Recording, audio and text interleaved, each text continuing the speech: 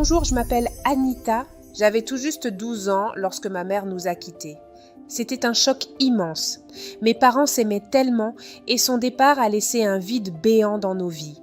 Papa et moi nous étions brisés et on ne savait pas trop comment gérer notre chagrin. C'était tellement difficile de retrouver la joie de vivre sans maman. Mais petit à petit, papa et moi avons fait des efforts pour nous en sortir. Tout commençait à aller mieux quand Héloïse est entrée dans nos vies. Héloïse n'était pas méchante, mais elle avait cette manière de mener papa par le bout du nez. Dès son arrivée, elle a commencé à changer nos habitudes, ces petites choses qui formaient le cocon de notre famille et qui me faisaient me sentir en sécurité. Soudain, j'avais l'impression d'être une étrangère dans ma propre maison.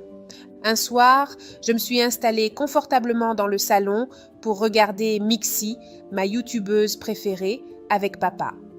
C'était notre rituel du vendredi soir et ce moment, maman l'avait toujours encouragé. J'étais en train de rire des blagues de Mixi quand Héloïse est entrée dans le salon et m'a fusillé du regard. Anita, il est temps d'aller au lit. Ton père et moi allons regarder un documentaire. Mais papa, c'est notre soirée ensemble, tu sais, avec Mixi. On a toujours fait ça, n'est-ce pas, papa ? Papa évitait mon regard, visiblement mal à l'aise. Après un moment de silence, il a finalement parlé.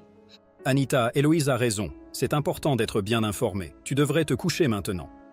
Je me sentais trahie, non seulement par les changements imposés par Héloïse, mais aussi par le manque de soutien de mon propre père.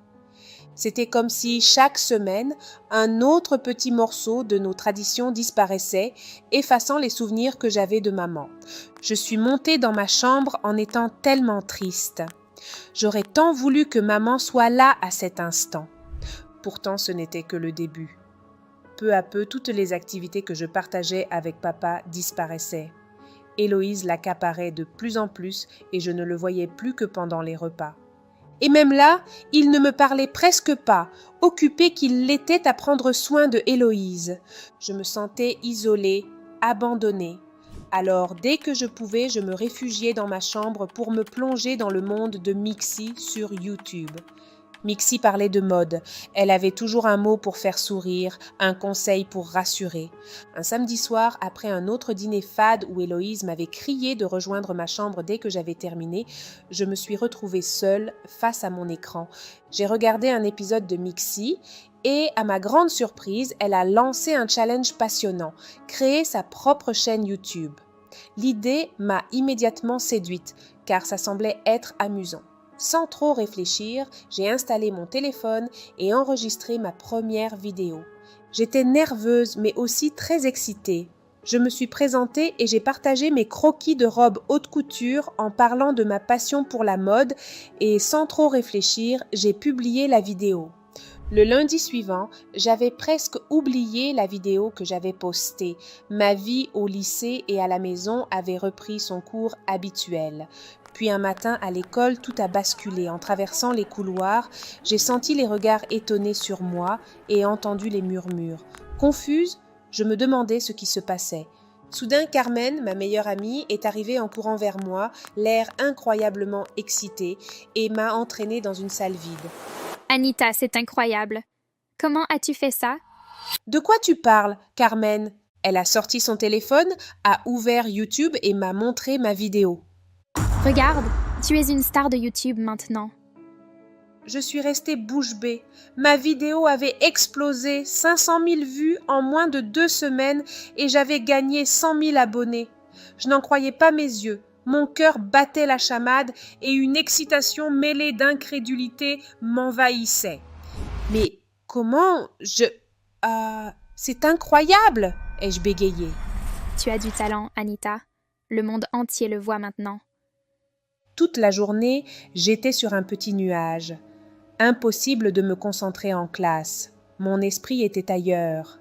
J'actualisais constamment mon téléphone et à chaque fois, le nombre de vues et d'abonnés augmentait de manière vertigineuse.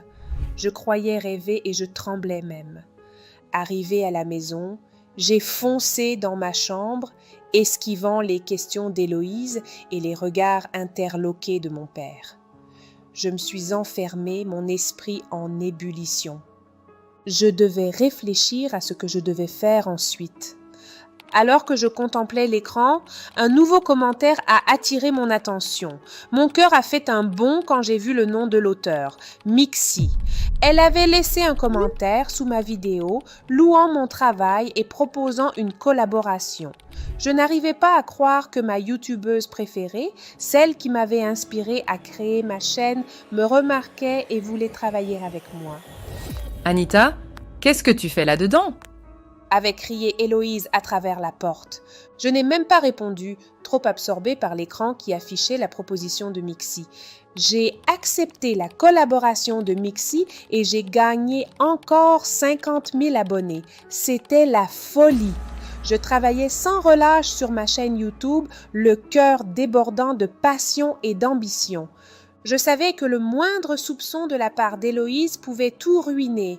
Alors, je redoublais d'efforts à l'école, feignant une normalité parfaite pour détourner tout soupçon de mon activité nocturne. Et puis, un jour, tout a changé. Ma chaîne a dépassé le 1 million d'abonnés.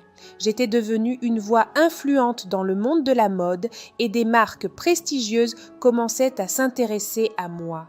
J'étais submergée par un sentiment d'accomplissement incroyable, mais en même temps, je savais que je ne pouvais plus garder mon secret plus longtemps.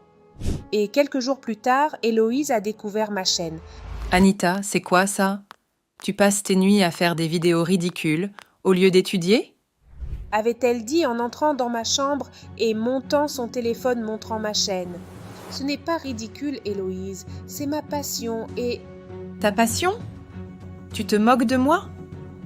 Tu gaspilles ton temps avec ces bêtises, au lieu de te concentrer sur des choses sérieuses. Tu crois que jouer la starlette sur Internet va te mener quelque part ? Héloïse, je gagne ma vie grâce à ma chaîne. J'ai des collaborations, des sponsors et... Tu crois vraiment que c'est un travail ? Tu es en train de gâcher ton avenir, Anita. Et je ne laisserai pas ça arriver sous mon toit. Je la regardais, réalisant que sa colère cachait peut-être de la jalousie. Elle n'avait jamais montré d'intérêt pour ce qui me passionnait vraiment. Je sais que tu es jalouse. Tu n'as jamais voulu ce qui était le mieux pour moi. Tu t'es toujours souciée de ton propre confort. Jalouse ? De toi ? Oh, ne sois pas ridicule, Anita. Tu es juste une enfant qui joue à la grande. Papa est entré à ce moment, attiré par nos voix élevées. « Qu'est-ce qui se passe ici ?» demanda-t-il. Héloïse lui a rapidement expliqué la situation en exagérant chaque détail. Et si elle continue comme ça, elle devra partir de cette maison. A-t-elle conclu. Je me suis tournée vers papa, espérant trouver du soutien. Papa, tu sais que j'ai toujours aimé la mode. Et je partage ma passion sur ma chaîne. Et ça marche vraiment. Anita, je pense que tu devrais écouter Héloïse. Elle a peut-être raison. Mon cœur s'est brisé. J'étais seule dans cette bataille. J'ai senti les larmes monter, mais j'ai refusé de les laisser couler. Si tu ne veux pas arrêter cette folie, tu dois quitter la maison immédiatement. Tu es presque majeure après tout. Avait insisté Héloïse avec une fermeté glaciale, le cœur lourd. J'ai fait mes valises sous le regard indifférent de mon père, qui n'a pas eu la force de me regarder en face. Je suis sortie de la maison, emportant avec moi mes rêves et mes ambitions. Mon agent, que j'avais dû engager depuis que ma chaîne YouTube avait franchi le cap du 1 million d'abonnés, a trouvé un appartement pour moi. C'était mon espace à moi, où je pouvais continuer à créer et à rêver. 1 mois plus tard, quelqu'un a sonné à ma porte. J'ai ouvert pour voir mon père, l'air hagard et les yeux rougis. « Anita, je suis désolé. » a-t-il commencé, la voix brisée. « Héloïse, elle est partie. Elle a pris toutes mes économies. » J'ai été secouée par ces mots, mais quelque part, je n'étais pas surprise. J'ai laissé mon père entrer, mettant de côté ma rancœur. Nous avons longuement discuté, réparant peu à peu les liens abîmés. Mon père a reconnu ses erreurs, son aveuglement face à Héloïse. C'était un moment de réconciliation, de guérison. « Je suis fier de toi, ma chérie. Tu as montré une force incroyable. » A-t-il finalement avoué. Cette expérience a été une leçon profonde pour nous deux. Papa et moi, nous avons appris à nous comprendre et à nous respecter mutuellement. J'ai signé un grand contrat avec une maison de haute couture et je continue à partager ma passion sur ma chaîne YouTube. Et vous, chers auditeurs, vous est-il déjà arrivé à être rejeté à cause de votre passion? Dites-le nous dans les commentaires.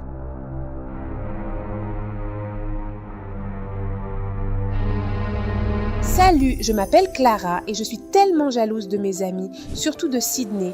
Sydney, c'est le genre de fille qui semble avoir tout pour elle.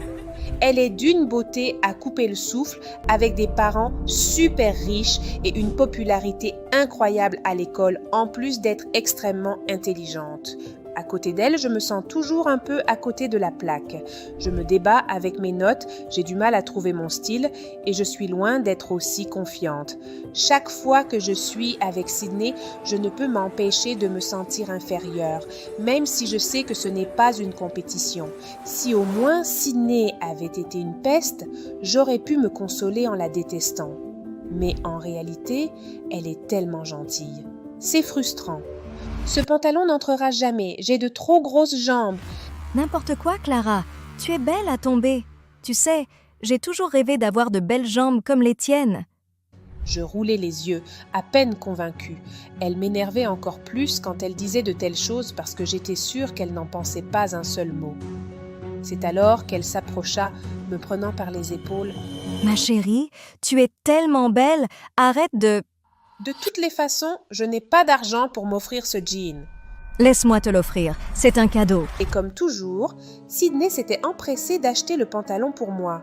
Alors que nous attendions à l'extérieur l'arrivée de son chauffeur, elle se tourna vers moi. Clara, je pensais sincèrement ce que je t'ai dit. Tu es magnifique. Tu devrais juste prendre un peu plus soin de toi. Sydney, c'est gentil, mais... Écoute, je veux t'offrir une journée shopping. On s'amusera et ça te fera du bien. Non, Sydney, vraiment, je ne peux pas accepter.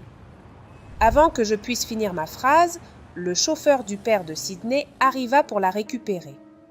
Elle me fit un dernier sourire encourageant avant de monter dans sa limousine, me laissant là avec mes pensées et le jean tout neuf dans les mains. Je les observais s'éloigner, une légère colère montant en moi. Sydney, avec sa vie de riche fille, unique, parfaite, était mal placée pour me donner des conseils. Comment pouvait-elle comprendre mes luttes, mes insécurités, quand tout dans sa vie semblait si facile, si accessible? Elle était gentille, oui, mais parfois cette gentillesse ressemblait plus à de la pitié, et ça, c'était quelque chose que je ne pouvais pas supporter. Et puis il y a eu Trey, le nouveau gars au lycée. Dès son arrivée, toutes les filles étaient folles de lui. Il avait ce charme naturel, un sourire irrésistible et un air mystérieux qui le rendait irrésistiblement attirant. Dès que je l'ai vu, je suis littéralement tombée amoureuse de lui. C'était plus fort que moi. Je n'arrivais plus à trouver le sommeil, obsédée par chaque détail de son visage, chaque mot qu'il prononçait. Un jour, n'en pouvant plus, j'ai décidé d'en parler à Sydney. J'avais besoin de me confier. « Sydney, il faut que je te parle de quelque chose. C'est important, commençai-je, le cœur battant à tout rompre. »« Oui, de quoi s'agit-il » ?»« Mais juste au moment où j'allais me lancer enfin, Trey est soudain apparu derrière Sydney et s'est penché pour embrasser Sydney. Choquée, j'ai regardé Sydney se lever comme dans un mauvais film. Oh, Clara, j'ai oublié de te dire, je suis maintenant avec Trey. Et désolée, ma puce, mais Trey et moi avons prévu une sortie au cinéma ce soir. On doit y aller. Tu me diras ce que tu voulais me dire plus tard, d'accord ? Et sans même attendre ma réponse, elle a tourné les talons. Je restais là, abasourdie, les regardant s'éloigner. À ce moment-là, j'ai vraiment maudit Sydney. Ce n'était pas possible qu'elle puisse toujours obtenir tout ce qu'elle voulait. Comment pouvait-elle avoir le garçon dont j'étais secrètement amoureuse, en plus de tout le reste? Et c'est à ce moment précis que quelque chose s'est déclenché en moi. Ma jalousie, qui était déjà vive, a basculé dans une forme plus sombre. Je me suis juré de me venger.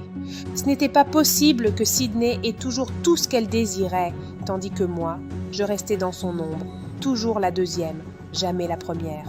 Cette fois, j'étais déterminée à changer les choses. Sydney ne pouvait pas toujours gagner. Décidée à faire quelque chose de radical, je me faufilai jusqu'à la chambre de ma mère et fouillai dans ses affaires.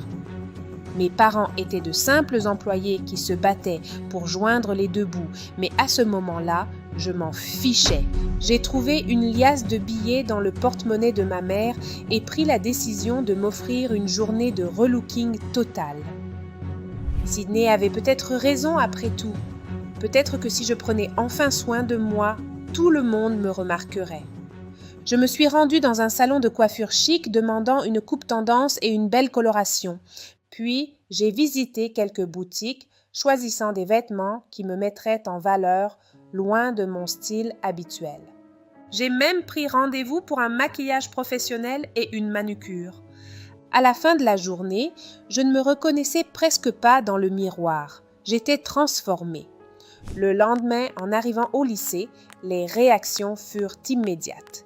J'étais enfin contente d'avoir l'attention que je voulais. Tous n'en revenaient pas. Même Sydney est venue vers moi pour me féliciter. Mais moi, ce qui m'intéressait réellement, c'était d'attirer l'attention de Trey, sauf qu'il était introuvable toute la journée. À la fin des cours, je me suis rendue au terrain de basket où j'étais sûre de le trouver. Et là, il était, discutant avec Sydney. Je me suis approchée d'eux, déterminée à attirer l'attention de Trey. Et cela a fonctionné car je remarquais qu'il me jetait des regards de plus en plus fréquents et me souriait pendant que nous parlions. À partir de ce jour, j'ai commencé à chercher constamment des occasions pour me retrouver seule avec lui. Finalement, un soir, nous nous sommes retrouvés seuls et, dans un moment d'impulsion, nous nous sommes embrassés.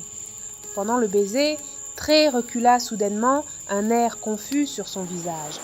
Clara, je ne sais pas si c'est une bonne idée. Chut, profitons juste de ce moment, ai-je dit en m'approchant encore plus de lui. C'est ainsi que nous avons entamé une relation secrète. Je voyais Trey dès que c'était possible, et nous étions tellement heureux à chaque fois. Mais rapidement, cette situation est devenue insupportable pour moi. Je ne voulais plus être la roue de secours cachée dans l'ombre. Un jour, je n'ai pas pu retenir plus longtemps mes frustrations. « Trey, je n'en peux plus d'être caché comme ça. Tu dois dire à Sydney que c'est terminé entre vous. » Trey semblait mal à l'aise, évitant mon regard. « Clara, ce n'est pas si simple. J'ai des sentiments pour Sydney aussi. Je ne peux pas juste mettre fin à notre relation comme ça. » « Alors qu'est-ce que je suis pour toi? Juste une aventure ?» m'exclamai-je, la colère montant en moi. « Je mérite mieux que ça, Trey. Si tu tiens vraiment à moi, tu sauras quoi faire. » Au milieu de notre conversation tendue, Sydney est arrivé de nulle part. Son visage était dévasté. « Est-ce que c'est vrai, ce que j'ai entendu ?» Trey se figea, puis répondit rapidement. « Non, Sydney, je t'aime. Il n'y a rien entre Clara et moi. » Sydney tourna alors son regard vers moi, des larmes coulant sur ses joues. « Clara, tu étais ma meilleure amie. Je n'aurais jamais cru ça de toi. Tu m'as brisé le cœur. » Les mots de Sydney me frappèrent comme une gifle. La douleur dans ses yeux était si profonde, si sincère, que cela me transperça. Je me sentais déchirée entre la honte et le chagrin, réalisant l'ampleur du tort que j'avais causé. « Sydney, je suis tellement désolée !» balbutiai-je. Mais Sydney se retourna simplement et s'en alla, me laissant là avec Trey. Je n'avais même plus envie de le voir. Je venais de perdre ma meilleure amie à cause de ma jalousie. Arrivée à la maison, j'ai trouvé ma mère assise à la cuisine, pleurant silencieusement. « Clara, j'ai été renvoyée aujourd'hui.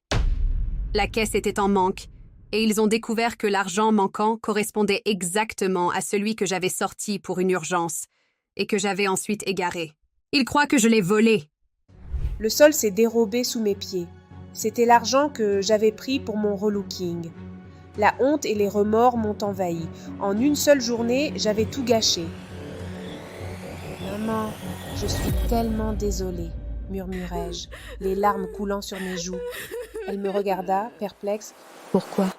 Tu n'y es pour rien dans ce qui m'arrive. » La culpabilité me submergea.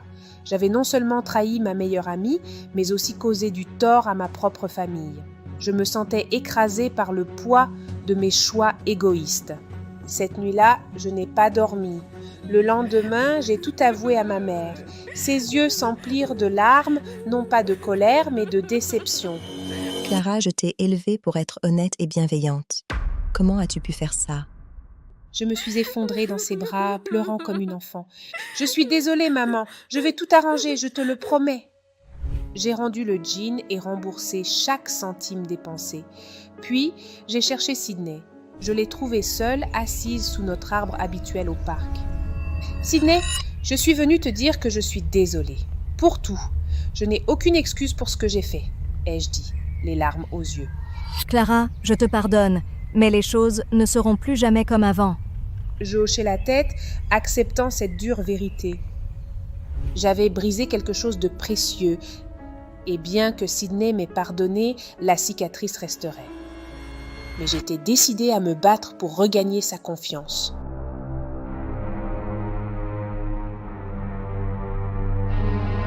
Salut, je m'appelle Sonia et je suis lycéenne. Mon quotidien est plutôt banal, sauf pour une chose, mon béguin Jamie. Jamie, c'était le genre de gars qui faisait tourner toutes les têtes dans les couloirs du lycée. Avec ses 19 ans, il se distinguait nettement des autres garçons. Même les profs le respectaient. Et les filles, elles, étaient littéralement hypnotisées devant lui. Elles gloussaient et rougissaient dès qu'il leur adressait la parole. Malheureusement, j'en faisais aussi partie du lot. J'étais folle amoureuse de Jamie depuis des années. Je l'observais souvent depuis un coin du couloir ou derrière les pages de mes livres, mon cœur battant rapidement quand il me lançait un regard. Mais Jamie ne semblait pas du tout intéressé par moi. À vrai dire, il ne sortait avec les filles qu'une ou deux fois, après quoi il les laissait tellement brisées qu'elles changeaient carrément de lycée et disparaissaient. Je le savais et pourtant, je ne pouvais m'empêcher de rêver qu'avec moi, ça serait différent. Du coup, je ruminais mon amour seul dans mon coin. Et puis un jour, tout a basculé.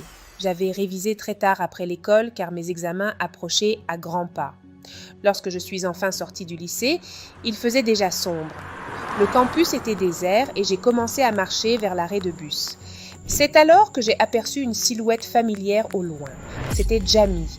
Il marchait d'un pas rapide en lançant constamment les regards paniqués derrière lui, comme s'il avait peur d'être reconnu. Il était tellement différent du Jamie sûr de lui que je connaissais. Son comportement m'a semblé bizarre et du coup, j'ai décidé de le suivre en cachette. Il a pris la direction de la vieille partie de la ville, là où les rues se font plus étroites, et a finalement disparu dans une ruelle. J'ai couru pour le rattraper et je suis arrivée juste à temps pour le voir de loin, s'arrêter devant une porte en bois vermoulu d'un vieux hangar. Il a jeté un coup d'œil autour de lui avant de pénétrer dans une cave abandonnée. Mon imagination s'est emballée. Que pouvait-il bien faire là? La peur me nouait l'estomac. J'ai attendu quelques instants, retenant mon souffle, puis je me suis approchée à pas feutrés. De l'extérieur de la cave, j'entendais des bruits sourds, comme si quelqu'un gémissait de douleur. Poussée par une curiosité malsaine, je me suis approchée encore plus pour jeter un œil à l'intérieur par une fissure dans la porte. Mais avant que je ne bouge, une voix m'a clouée sur place. « Sonia, que fais-tu là ?» En me retournant, à mon grand étonnement, Jamie se tenait juste derrière moi, une main cachée derrière son dos, comme s'il dissimulait quelque chose.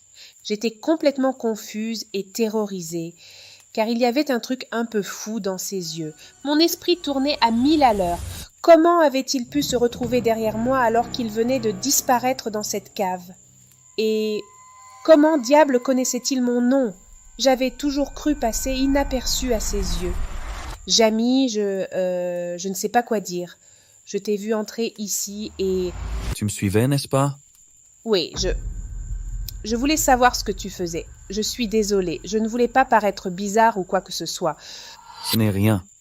Mais regarde. Lentement, il a sorti sa main de derrière son dos, révélant un petit chaton blotti contre lui. L'animal était maigre et avait l'air effrayé, mais en sécurité dans les bras de Jamie. « Oh, qu'il est mignon !» dis-je en caressant la tête du petit animal. « Mais pourquoi te cacher pour ça ? C'est admirable ce que tu fais. » Tu sais comment sont les gens. Ils ont une image de moi, celle du gars cool, un peu bad boy. Que dirait-il s'il savait que je passe mon temps libre à sauver des animaux blessés ? À cet instant-là, j'étais encore plus amoureuse de lui, car j'aime trop les animaux. Je ne le dirai à personne, promis, mais je trouve ça incroyable. Tu es différent de ce que tout le monde pense. Merci, Sonia. Ça reste entre nous, d'accord ? J'ai hoché la tête, toujours sous le choc de cette révélation. Alors tu pensais peut-être que je n'avais pas remarqué comment tu m'espionnais au lycée derrière tes livres ? J'étais verte de honte quand il m'a révélé ça. Je me sentais à la fois embarrassée et surprise. Jamais je n'aurais imaginé qu'il pouvait m'avoir remarqué. Je ne voulais pas paraître... Sonia, ne t'inquiète pas. À vrai dire, je t'ai remarqué depuis longtemps. Mais j'ai toujours eu peur de t'approcher. Tu as l'air si intelligente et moi... Regarde-moi. À 19 ans, j'ai encore du mal à terminer le lycée. J'étais stupéfaite. Jamie, le garçon le plus convoité du lycée, avait peur de m'approcher. « Tu me trouves intelligente ?» ai-je fini par murmurer encore sous le choc de ses aveux. Oui, bien sûr. Tu es toujours plongée dans tes livres, concentrée. Ça se voit que tu es différente des autres. Tu n'es pas superficielle. C'est attirant. A-t-il admis, son regard se posant doucement sur moi. Je me sentais comme dans un rêve. Jamie, celui dont je rêvais en secret, me trouvait attirante, intéressante. Mes joues brûlaient et je me sentais sur un petit nuage. Merci, Jamie. Quand Jamie s'est penché pour prendre sa main, j'ai remarqué une griffure sur son avant-bras. Le pauvre avait été griffé en sauvant ce petit chat. Nous avons soigné l'animal ensemble et ce moment a marqué le début de notre histoire d'amour. De retour à la maison, j'étais euphorique. J'avais du mal à croire ce qui venait de se passer. Toute la nuit, je me suis retournée dans mon lit, repassant chaque détail de notre rencontre. Les semaines suivantes, je vivais dans un rêve éveillé, flottant sur un nuage de bonheur. Cependant, une atmosphère inquiétante s'est installée au lycée. Certaines filles disaient se sentir espionnées et certaines élèves disparaissaient carrément sans laisser de traces. La police, cependant, semblait ignorer ces incidents, les attribuant à des fugues adolescentes. Malgré mes sentiments pour Jamie, un sentiment de doute s'installait progressivement en moi. Une question me trottait dans la tête. Pourquoi ne m'avait-il jamais permis d'entrer dans cette cave ? Il m'avait assuré qu'il était là uniquement pour sauver le chaton cette nuit-là, et qu'il n'avait aucune autre relation avec cette cave. J'avais initialement accepté cette affirmation sans hésiter, mais tout cela commençait à me paraître suspect. Et je ne pouvais pas m'empêcher de penser à ces disparitions, à ces filles que je ne reverrais plus jamais. Un jour, j'ai décidé de retourner à cette cave où j'avais vu Jamie pour la première fois. Je me suis approchée de la cave en fin d'après-midi, à l'heure où Jamie avait habituellement son cours de basket qu'il aimait. J'ai tenté de l'ouvrir, mais en vain. Elle était solidement verrouillée. Cette découverte n'a fait qu'augmenter mes soupçons. Le lendemain, j'ai rencontré Jamie, mon esprit se concentrant sur une seule chose: dérober le trousseau de clés qu'il gardait toujours accroché à son pantalon. Lors d'un moment d'inattention de sa part, j'ai saisi ma chance et subtilisé les clés. À 23 heures, je me suis échappée de la maison. La nuit était très sombre alors que je courais vers la cave. Une fois devant la porte, mes mains tremblaient alors que je tentais chaque clé sur le trousseau. Finalement, j'ai trouvé la bonne. Quand je suis descendue dans la cave, ce que j'ai découvert m'a glacé le sang. Dans un coin, il y avait une cage en fer et à l'intérieur, 3 des filles disparues. Elles avaient l'air terrifiées, affamées, à peine conscientes. « Qui est là ?» a murmuré l'une d'elles faiblement. « C'est moi, Sonia. Que vous est-il arrivé ?»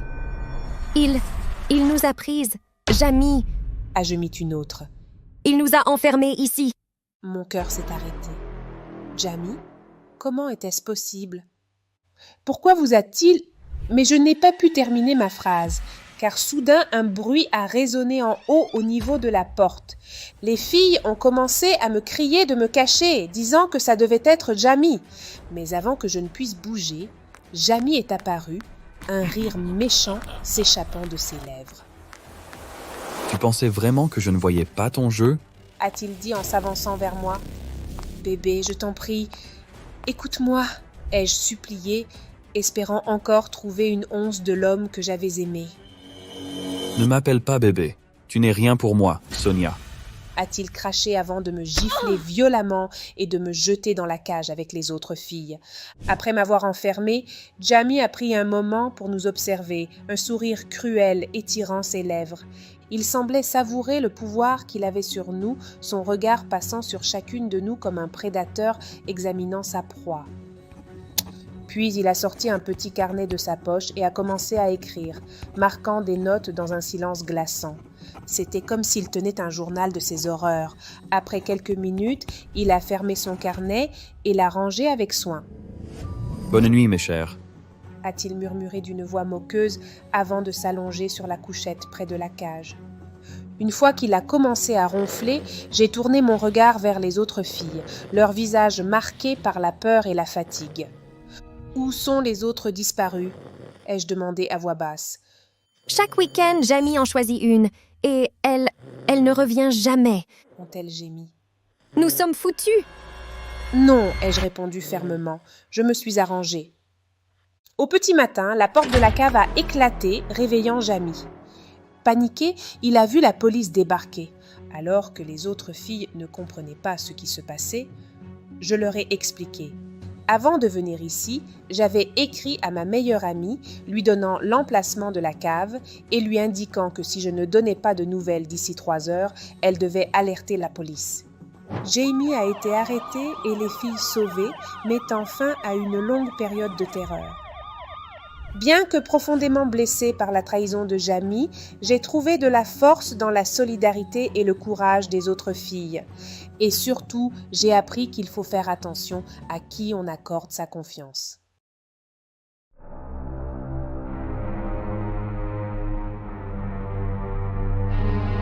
Bonjour, je m'appelle Amber.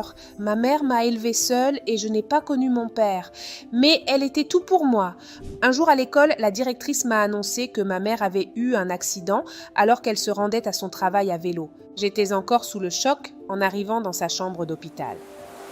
« Oh non, maman, que s'est-il passé ?» Ce n'est pas si grave, mon ange. Une voiture m'a percutée avant de s'enfuir. La colère a monté en moi comme une vague. J'étais furieuse. Comment ont-ils pu faire ça? S'enfuir lâchement après t'avoir... Soudain, j'ai entendu quelqu'un derrière moi. En me retournant, j'ai vu un homme élégant à l'entrée de la chambre. Ma chérie, je veux que tu rencontres Charles. C'est lui qui m'a secourue et amenée ici à l'hôpital. Charles était très gentil. Il nous visitait régulièrement à l'hôpital où ma mère était soignée. De retour à la maison, elle ne pouvait plus travailler à cause de son accident et a été licenciée. C'était vraiment grave parce que nous risquions de perdre notre appartement. Mais Charles est venu à notre secours, proposant de nous héberger et offrant un emploi de comptable à ma mère. Nous avons donc déménagé à Berlin, la ville d'origine de Charles, dans son immense manoir. J'avais ma chambre et des domestiques étaient là pour nous aider. Mais tout n'était pas aussi rose, car Charles vivait avec ses filles jumelles, Emma et Ella, qui étaient de véritables pestes. Oh, regardez qui est là, la princesse des faubourgs. Tu crois vraiment qu'on va te laisser monter dans notre limousine? Eh oui, ne rêve pas trop, Amber. Tu n'es pas l'une des nôtres et tu ne le seras jamais. Notre père a déjà été bien trop généreux en t'accueillant. Ne t'attends donc pas à plus. Donc allez, oust, va prendre le bus.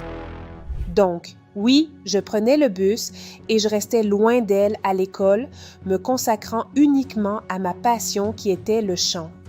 Ce gars, Max, qui avait un style cool et décontracté, était vraiment le chouchou de toutes les filles au lycée. Un jour, alors que j'étais distraite, je l'ai accidentellement heurté en fermant mon casier.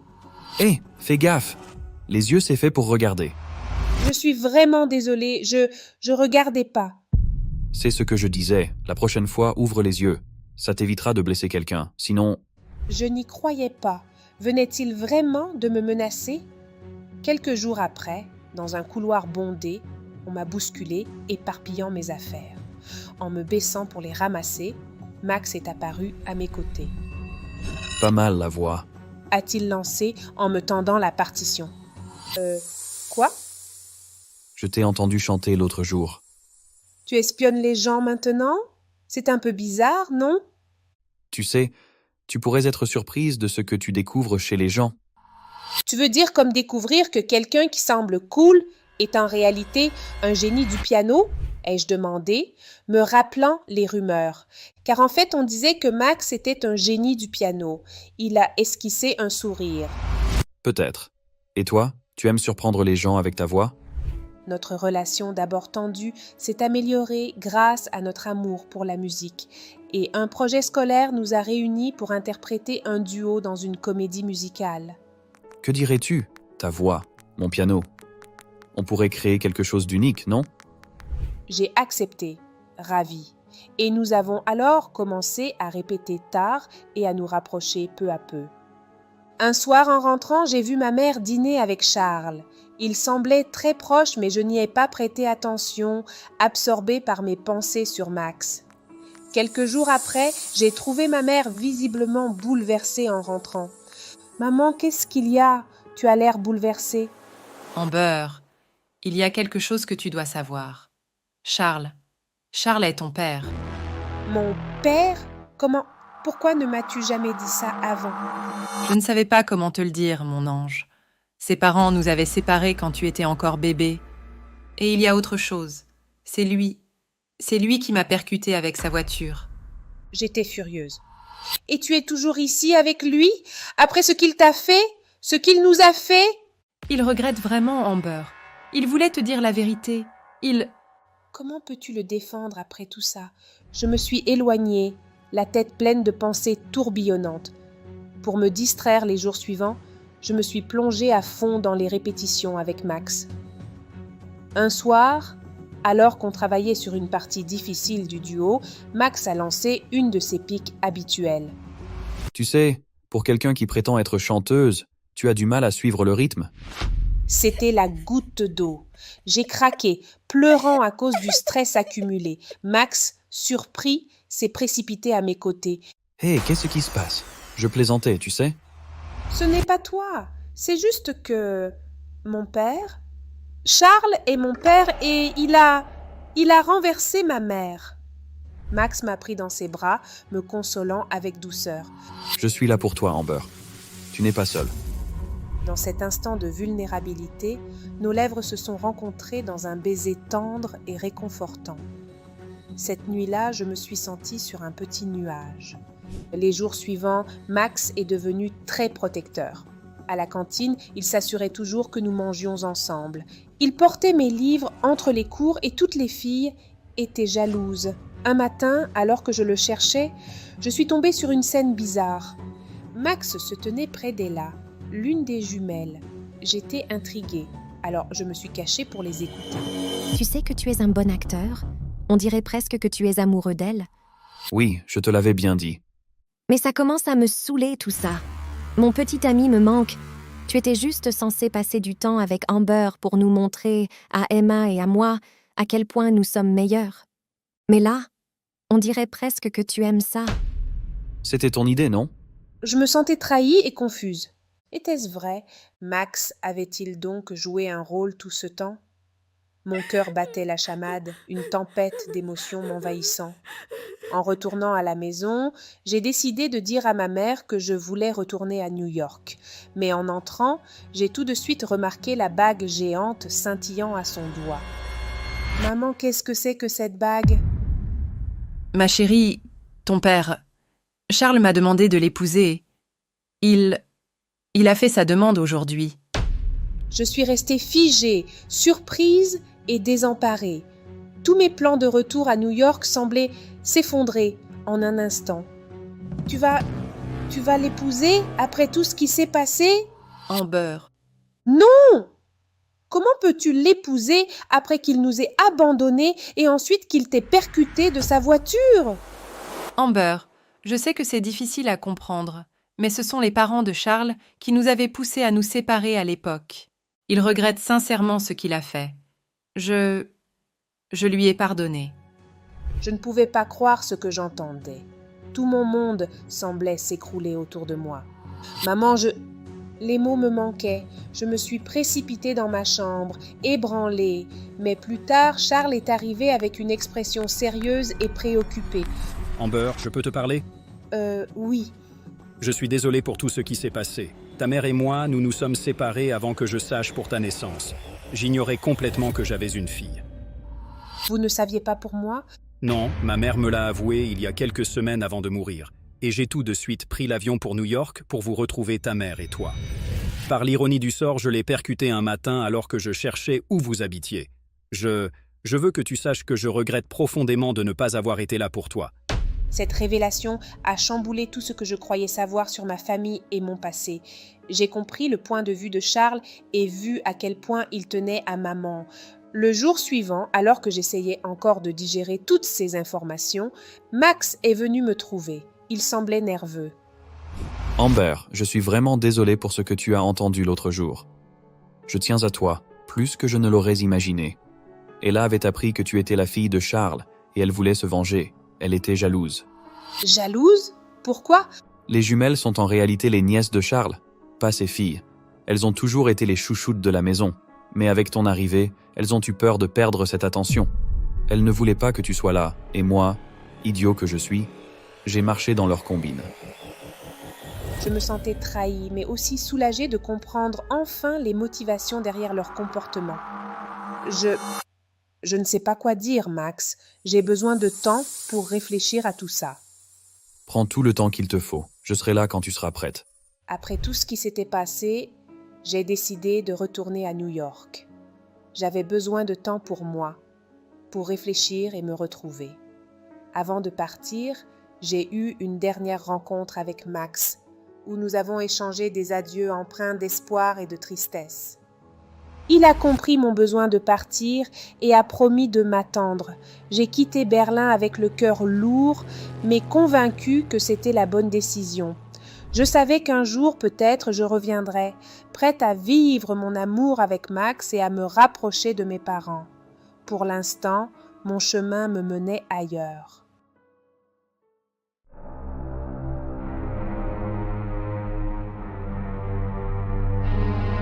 Salut, je m'appelle Léla et j'ai honte de le dire, mais je mens comme je respire. Au début, c'était juste pour m'amuser un peu, vous savez, éviter les corvées ou devenir la star à l'école. J'avais toujours les mots adéquats pour obtenir tout ce que je voulais. Ça sonnait si innocent, mais très rapidement, mes mensonges ont pris le dessus sur moi. Je ne pouvais plus m'arrêter. Chaque mensonge était plus gros, plus élaboré, de telle sorte que je mettais parfois des heures pour sortir un scénario de mensonge parfait. Et puis, il y a eu ce mensonge, celui qui a failli tout faire voler en éclats, détruire une famille entière. Mais avant que je ne te raconte mon histoire, n'oublie pas de t'abonner pour plus d'histoires dans ce style. Tout a commencé un vendredi matin. J'avais passé la nuit entière, les yeux rivés sur mon écran, à la recherche d'une maladie rare et convaincante. Il me fallait une excuse en béton pour échapper au contrôle de maths du lendemain, et je savais que seuls des symptômes inhabituels pourraient me sauver. Quand mes parents ont ouvert la porte de ma chambre ce matin-là, j'étais prête. J'avais pratiqué mon regard fiévreux devant le miroir, répété chaque toux, chaque frisson pour qu'il soit parfaitement crédible. « Maman, je crois que je suis malade. » Oh non, ma chérie, qu'est-ce qui t'arrive? Ça doit être la TEPA, dis-je en toussant pour appuyer mes dires.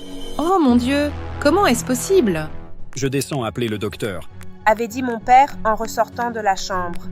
Et avec toutes les recherches que j'avais faites, j'avais réussi même à convaincre le médecin que je n'allais pas bien.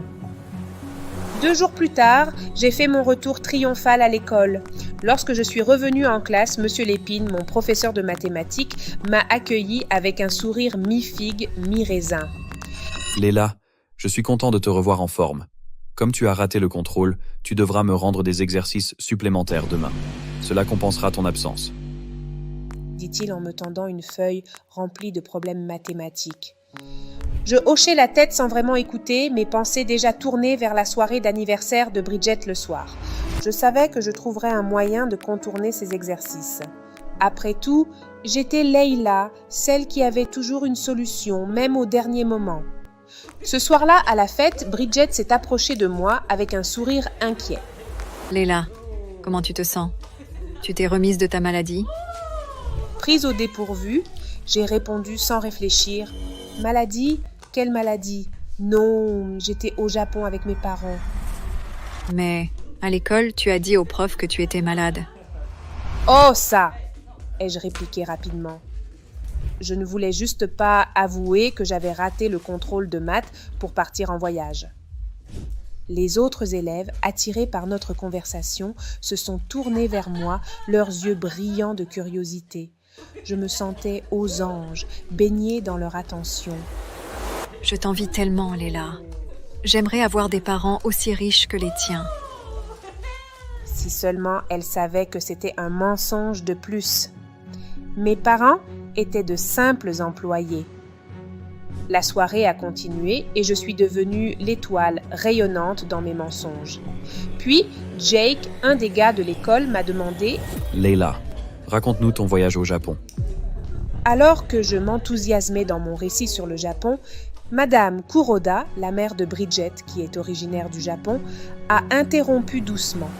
« Leila, et le jardin de Rikujien, tu l'as visité ? » Oui, c'était magnifique. J'y ai passé des heures avec mes parents à admirer les fleurs exotiques. Ah, c'est curieux. Le jardin est fermé pour rénovation depuis des mois. Le silence est tombé et tout le monde me regardait bizarrement. Alors, en souriant, j'ai répondu. Ah, vous savez, j'ai peut-être confondu les jardins. Il y en a tellement à Tokyo et tout était si nouveau pour moi. Peut-être que c'était un autre jardin que nous avons visité ce jour-là. La soirée a continué sans problème, mais je ne savais pas que le vrai défi m'attendait le lendemain. Quand je suis arrivée en classe, Monsieur Lépine s'est approché de moi, l'air attendu. « Leila, as-tu tes exercices de mathématiques ?» Dans tout l'excès de la soirée, j'avais complètement oublié. Je devais improviser et vite. « Monsieur, ai-je commencé, les yeux baissés, j'ai eu un accident hier soir en rentrant de la fête. J'ai été frappée par une voiture en traversant la rue. Heureusement, ce n'était pas grave, mais dans la panique, mes devoirs ont été éparpillés et ruinés par la pluie. » Je ne sais pas si je dois croire cela. Tu as déjà manqué le contrôle. Et maintenant, ces excuses... Je vous jure, c'est la vérité, insistai-je, mais je pouvais voir dans ses yeux qu'il ne me croyait pas. Leila, ça suffit maintenant. Sans travail rendu, je n'ai d'autre choix que de te donner la note minimale. J'espère que cela te servira de leçon. Je bouillonnais de colère. Comment osait-il me donner une telle note? C'était une erreur monumentale de sa part. J'étais tellement furieuse que je ne savais même pas par où commencer pour me venger. Pendant le reste du cours, mon esprit tournait à plein régime, cherchant la meilleure façon de faire payer Monsieur Lépine pour son audace. Je n'écoutais plus rien de ce qu'il disait, complètement absorbée par mes pensées de vengeance. Et puis, juste au moment où le cours touchait à sa fin, une idée brillante a germé dans mon esprit. Une idée si osée, si parfaite, qu'elle me redonna mon sourire narquois. Monsieur Lépine ne savait pas à qui il avait affaire. C'est là que j'ai décidé de mettre en place mon plus grand mensonge. L'idée était simple, faire croire que Monsieur Lépine m'avait harcelé. C'était risqué, mais je savais que cela pourrait le faire renvoyer. Je n'étais pas un monstre, je savais qu'il retrouverait du travail ailleurs, mais je voulais qu'il paie. À la pause, alors que je mangeais silencieusement avec Inès, elle a remarqué mon air préoccupé. « Leila, ça va? Tu es bien silencieuse aujourd'hui. » J'ai soupiré, baissant les yeux. « C'est Monsieur Lépine, » ai-je murmuré. « Tu es encore triste à cause de ta note? » « Si seulement c'était juste ça, » répondis-je, laissant planer un mystère. « De quoi tu parles? » « Inès, tu me jures de ne répéter à personne ce que je vais te dire? » « Je te le jure. Qu'est-ce qu'il se passe? » Il m'a harcelée, Inès. Il voulait me forcer, tu vois. Et bien sûr, j'ai refusé. Il a donc décidé de se venger. C'est pour cela qu'il m'a donné une mauvaise note. C'est tellement difficile pour moi d'en parler. Inès a écarquillé les yeux choqués. Mais, Leila, c'est grave. Tu dois en parler à quelqu'un. Je l'ai regardé droit dans les yeux, feignant la détresse. Promets-moi de garder ça pour toi, s'il te plaît. J'ai trop peur des conséquences. En voyant Inès se lever, agitée, un sourire malicieux s'est dessiné sur mes lèvres. Mon plan était en marche. Inès ne pouvait pas tenir sa langue. C'était parfait. Mon mensonge allait se propager comme une traînée de poudre, et Monsieur Lépine ne saurait pas ce qui l'a frappé. En arrivant à l'école le lendemain, je savais que ma rumeur avait pris de l'ampleur. Les élèves chuchotaient sur mon passage, et les regards des professeurs étaient lourds de questions non posées. À peine assise, la directrice est venue me chercher. Dans son bureau, je fus accueillie par 2 personnes en tenue officielle, ainsi que mes parents, leurs visages marqués par l'inquiétude.